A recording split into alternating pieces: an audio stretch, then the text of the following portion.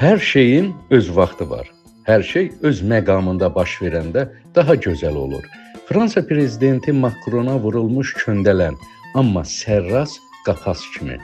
Hadisə hava limanında təyyarə göydən yerə enəndən sonra baş vermişdi. Yəni göydəki xəyallar başqa, yerdəki reallıqlar tamam başqa. Göyün 7-ci qatında pəmbə buludlar arasında nə qədər pərvaz eləsən də, gezi-tezi yerə qayıtmalı olursan.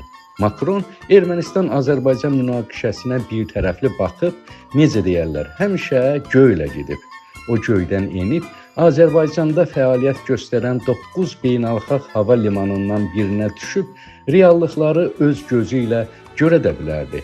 Görmək istəmədi. Macronun Azərbaycana münasibəti o qədər qərəzli və absurd idi ki, hətta Dərviş Məstəlinin Parisi partlatmasına görə və Monsieur Jordanın hüquqlarının pozulmasına görə bizi ittiham da edə bilərdi.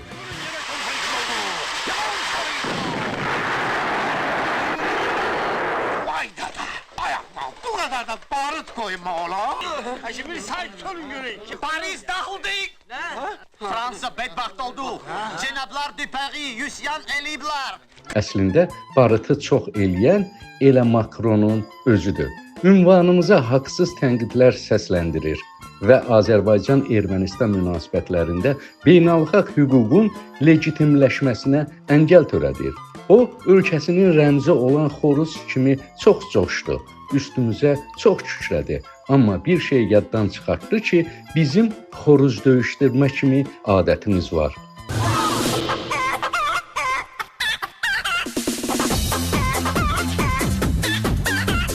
Xoruz haqqında hər şeyi bilirik. Nə vaxt və necə banlamasını, hətta qonşu çəpərin üstündə özünü necə aparmasını da ayırd eləyə bilirik. Bir əhvalatı da danışım. Söhbətimiz diplomatlar demişkən konstruktiv məcrada getsin. Qulp proqramından tarixi bir faktı yada salaq. Yaddaşımızı daha da zənginləşdirək. Ölkəmizdə bir vaxtlar xoruz-toyuq münasibətləri kəskinləşəndə yumurta qıtlığı yaranmışdı və əhali bundan əziyyət çəkirdi. Həmin həssas məqamda Demokratik Heyvandarlar Partiyasının lideri Kərim Xançoban Şanapipi xoruzu öz kabinetinə çağırmışdı. Fakt və sübutlarla acınacaqlı vəziyyəti ona başa salmışdı. İnsafla desək, xoruz da məsələnin ciddiliyini anlamışdı. Qoy bizim xalqımız öz milli toyuqlarımızın yumurtasından istifadə eləsin. Başa düşdün? Gözlənilməz qapaz zərbəsi alan Macronun acınacaqlı durumuna baxmaq ağırdır. Təki aldığı zərbədən ağlı başına gəlsin, reallıqlara adekvat cavab versin. Bəlkə də tərsinə olacaq. Macron ona dəyən zərbənin tibbi müalicəvi əhəmiyyətindən danışacaq. Deyəcək ki, bu zərbə şokoterapiya kimi qan dövranımı daha da yaxşılaşdırdı. Gözümün altı qaralsa da görmə qabiliyyətim də yaxşılaşdı və daha nələr. Ondan nə desən gözləmək olar. Macronun zavallı vəziyyətə düşməsi şair Əvəz Qurbanlını da əməlli başlı dilxor eləyib. Etmiş günüvü qarə yaşından böyük arvad.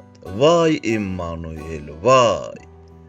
Bir yumruq ilişdirdi başından böyük arvad. Ay İmmanuel, hay.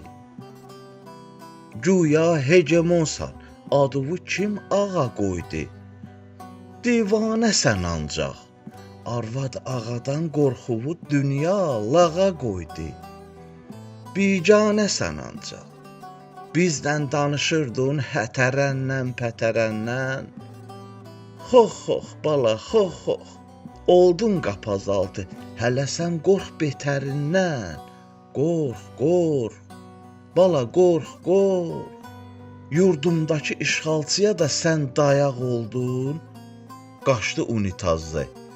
Bir əmr ilə sən qurduğun iş baş ayaq oldu. Ay başı qapazdı.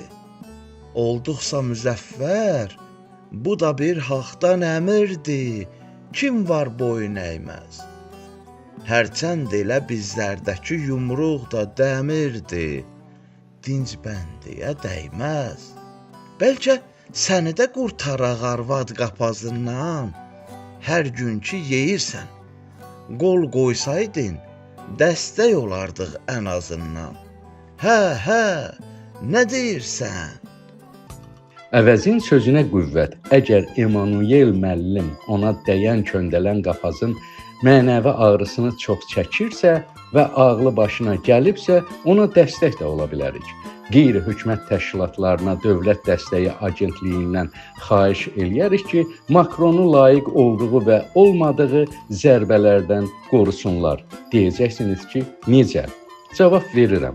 Vətən müharibəsi zamanı QHT rəhbərləri Laçın dəhlizi deyilən yerdə yolu necə bloklamışdılarsa, bir köpək oğlu oradan keçib Xankəndiyə qanunsuz və gizli yük apara bilmirdi. Yəni lazım gəlsə agentliyin mətin ordusu Makronun həm mühafizəsini təşkil eləyə bilər, həm də onun hüquqlarını qoruyar.